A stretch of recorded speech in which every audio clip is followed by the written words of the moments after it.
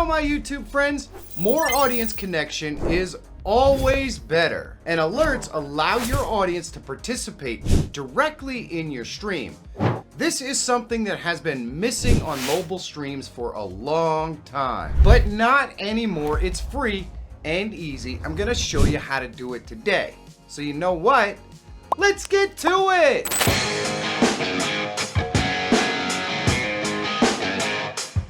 The alert system we're gonna use today is Stream Elements.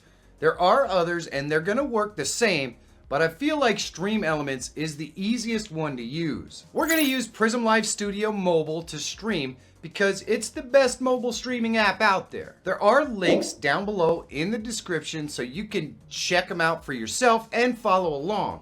That is the best way to learn. I'm also gonna show you the entire process on iPhone and Android and talk about the differences at the end, so you're gonna wanna stick around. So the first thing we wanna do is we want to go into our Prism Mobile, and I'm just going to scroll over to the right, and you can see we already have one widget in here. We have our chat widget. So if I go back over here, you can see the chat widget over on the left hand side of the screen. So I'm going to go ahead and go to widgets once again, and I'm going to select web, and you can see it's asking for a URL and a title, and we can lock the layer. What we're going to do now is we're going to go ahead and get our information that we're going to use for the web link.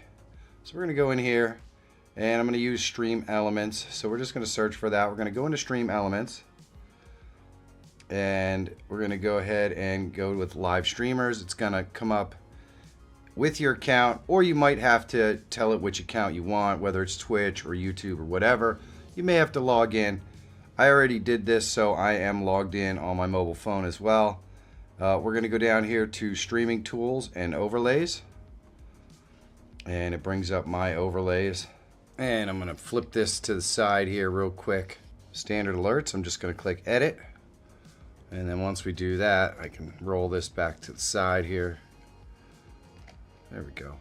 Doesn't really matter. This just has our standard alerts in it. I already set it up. So I'm just going to go ahead and click the copy URL, and we're going to go in here and we're going to paste our URL.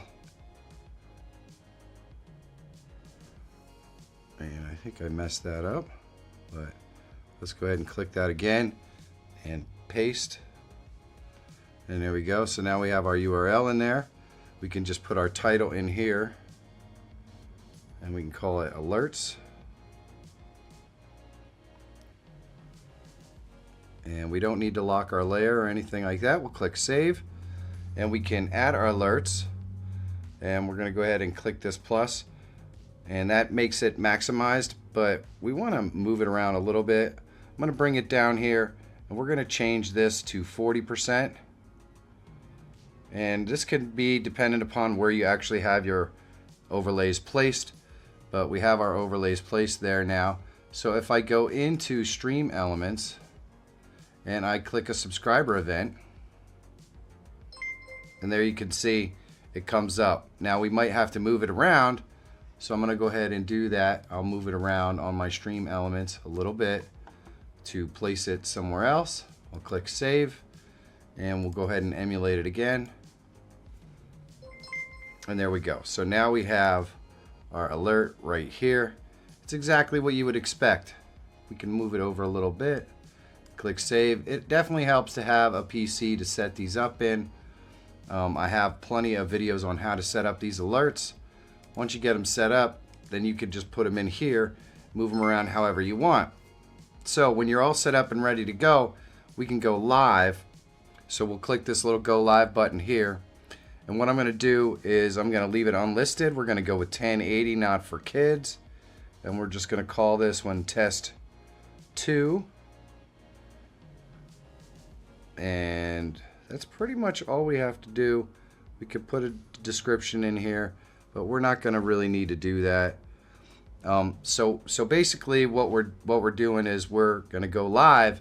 We're going to test these alerts and see what they look like and sound like on the actual live stream. So we're going to go ahead and click the live button right here. And we're going to go live. So there we are live. We can test our subscriber event right there. And you can see that it does work. And our chat will work if we go ahead and chat as well. I'm not exactly sure why my camera decided to cut off, but I'm guessing it probably has something to do with the fact that I'm actually recording this on the phone at the exact same time. So it probably is having trouble using both of those features. But as you can see, everything works just fine. The chat is there. It would show up if we were actually using it. Now we can actually take a look at what this live stream looks like. Let's go ahead and test a couple other things. So we'll do a tip event.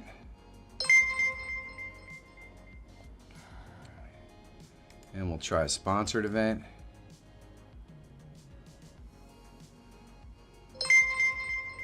And there we go.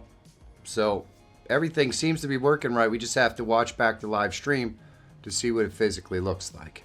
Let's look at the Android setup next. All right, so what we're gonna do now is we're gonna go ahead and do it on Android. So we're gonna open our Prism Live Studio on Android. And we're gonna go and we're gonna slide right and we're gonna go to widget. And we're gonna do a web widget. We can go ahead and change our title right here to alerts, and then we just need to go get our URL. We're going to go into our Google Chrome and we're going to go to Stream Elements, and we're back in that exact same overlay. I'm going to go ahead and mute this real quick. We're going to copy our URL right here, and we're going to go back into Prism. Once the keyboard comes up here, we can copy it right from there and click save, and there we go. So now our widget is loaded. We just have to select it right here, and then we're going to click on this right here. We're going to lower this to 100, and then we're going to go ahead and maximize it. There we go. And so sorry, it's now we could just click our event, and we are going to see it show up on our screen right there. Looks pretty awesome. Because we did mute it in the other piece, it is muted here, so we're not hearing it. But will we hear it on stream? That's what's really important. So what I'm going to do is I'm going to go ahead and we're going to click the live button here. All right, and we're going to go unlisted, and our title is going to be test 3. All right, and let's give it a shot.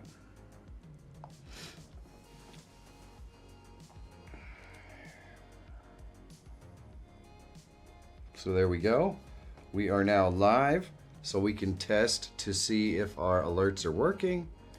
And we'll try subscriber alert first.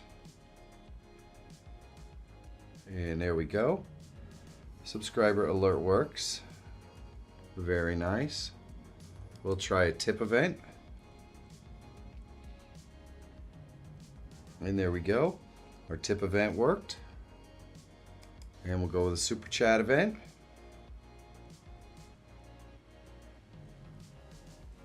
All right, so everything appears to be functional. Now you got to keep in mind, this is a super old tablet. So, you know, if we get it choppy or whatever, it's not indicative of a new tablet. This tablet's got to be 7 years old by now. But we've got enough to go by. We can check and see what this looks like on the live stream. So let's go ahead and click end. And OK. And end. And there we go. So let's talk about what I saw rewatching the live streams. For the iPhone, the audio and text work fine. But although you see the video elements in Prism Live Studio, they don't actually show up on the stream. Apparently, this is a Safari issue and isn't likely to be resolved anytime soon. The easiest way around it is to use a static image instead of a video clip.